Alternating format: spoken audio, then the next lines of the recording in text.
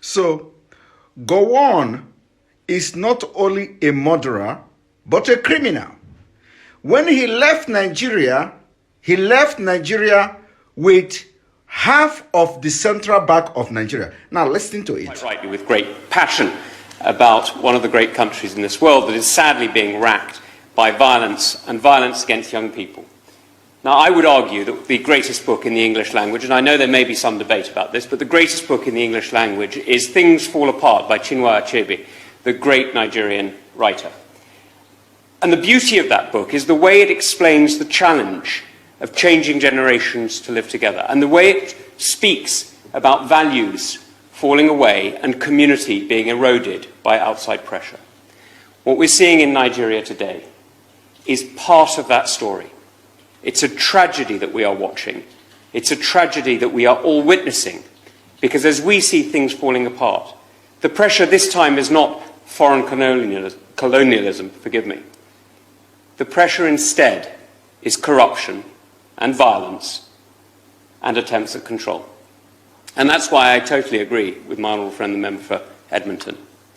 We need to call out the corruption. We need to use the powers that we have in this country to stop those who are profiting from the wealth of that great nation and hiding it here.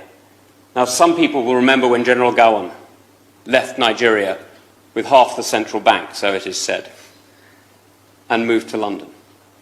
We know that today, even now, in this great city of ours, there are, sadly, some people who have taken from the Nigerian people and hidden their ill-gotten gains here.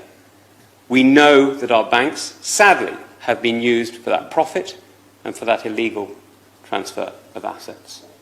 And that means that the UK is in an almost unique position in being able to actually do something to really exert pressure on those who have robbed the Nigerian people. Now, this puts a particular onus on the Minister, and I know my right honourable friend knows it, that using Magnitsky sanctions today. So, the United Kingdom knew that Gowon left Nigeria with half of Nigeria's central bank. And today they parade him, he paraded himself as a statesman.